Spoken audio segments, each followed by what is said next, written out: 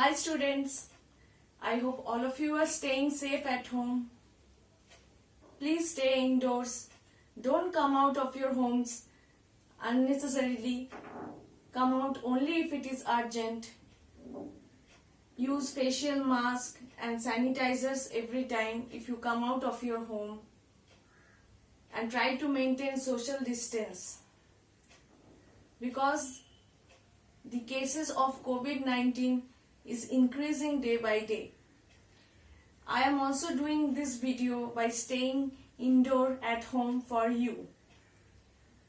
So today I will discuss about the topic the inflorescence and the flower, which is under class 11 subject biology, chapter 5, morphology of flowering plants. Now students, what is an inflorescence?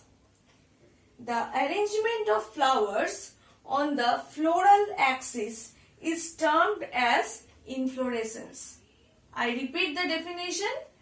The arrangement of flowers on the floral axis is termed as inflorescence.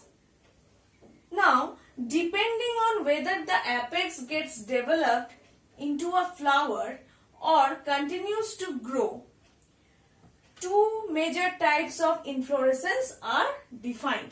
So depending on the apex, whether it will grow into a flower or it will just continue to grow, inflorescence can be divided into two major types.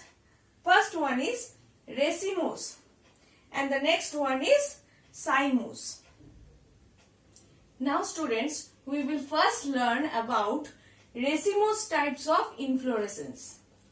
In this type of inflorescence, the main axis continues to grow. The flowers are borne laterally in an acropetal succession.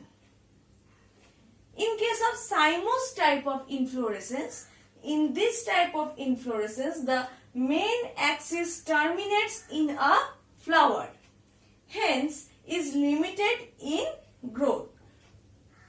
The flowers are borne laterally in a basipetal order.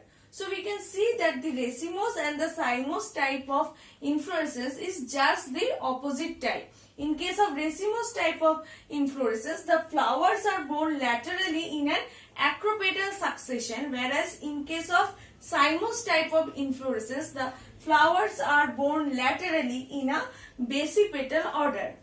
Now students, you observe the pictures carefully. In this picture, you can see it is showing racemose inflorescence, in which the flowers are borne laterally in an acropetal succession and the main axis continues to grow. Acropetal succession or acropetal order means new flowers and buds are at the apex and older flowers are at the base. Next picture shows the Simoes type of inflorescence. In this inflorescence, the main axis terminates in a flower. Hence, it is limited in growth. The flowers are borne in a basipetal order. Basipetal order means new flowers and buds are at the base and older flowers are at the apex. Now students, we will learn about the flower. The flower is the reproductive unit in the angiosperms. It is meant for sexual reproduction. So the flower is the reproductive unit and it is meant for sexual reproduction. A typical flower has 4 different kinds of holes arranged successively on the swollen end of the stalk or pedicel called thalamus or receptacle. 4 holes. The 4 holes in a flower are calyx, corolla, androecium and gynoecium. Among these, calyx and corolla are the accessory organs, and androecium and gynoecium are the reproductive organs. Students, a flower can be bisexual or unisexual. Bisexual flower means in which both the androecium and the gynoecium are present. And unisexual flower means either the androecium or gynoecium is present. Next, in symmetry. I hope in mathematics you have learned about different types of symmetry. So, you will relate that symmetry here. In symmetry, the flower may be actinomorphic. Actinomorphic means it shows radial symmetry. Or zygomorphic. Zygomorphic means the flower shows bilateral symmetry. Or the flower may be asymmetric. That means irregular. Now students, I will show you pictures of flowers related to this symmetry. So you observe it carefully. This picture shows the flower of the chili plant. It is an example of actinomorphic symmetry, where the flower can be divided into two equal radial halves in any radial plane passing through the center. That is, it shows radial symmetry. Next picture is of the flower cassia.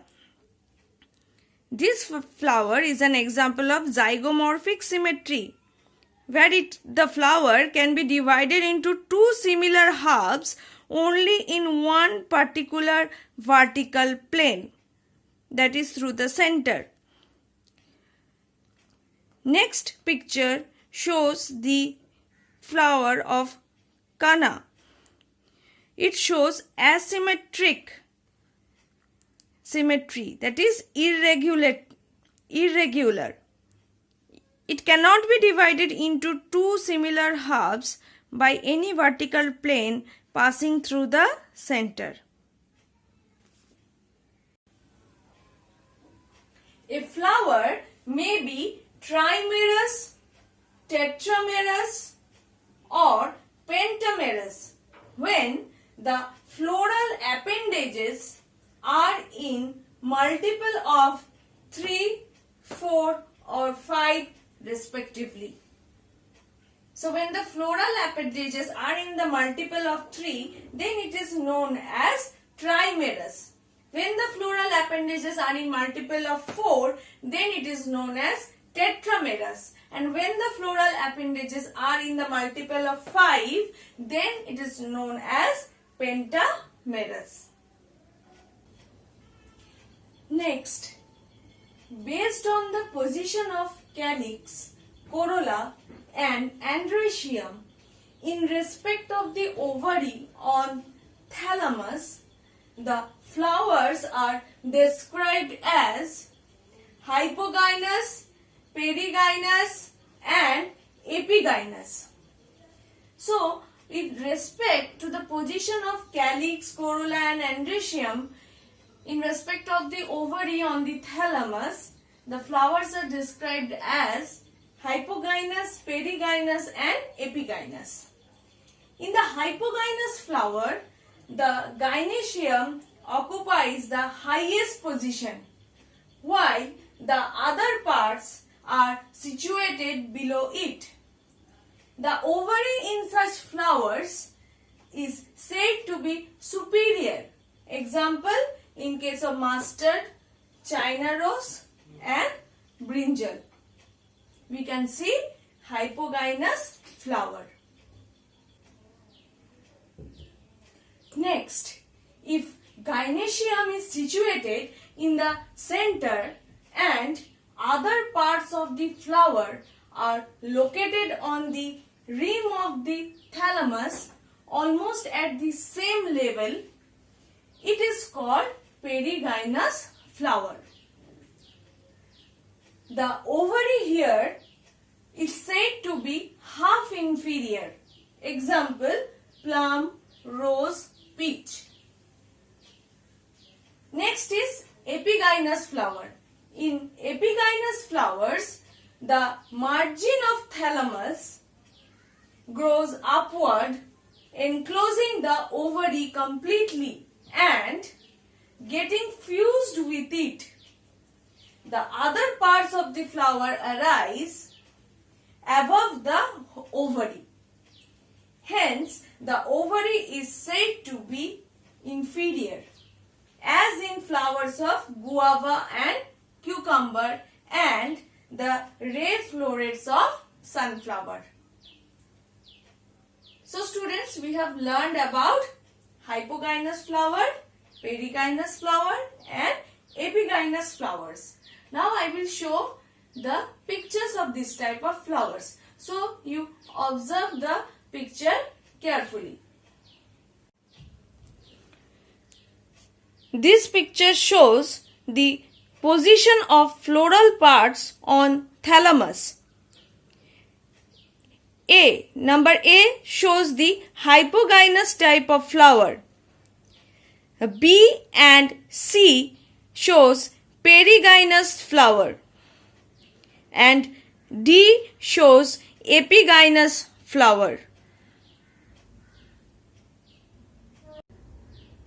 So students, this is all about today's topic, that is the inflorescence and the flower. I hope students, today's topic is clear to you. So study properly, stay safe and keep watching the videos. Thank you.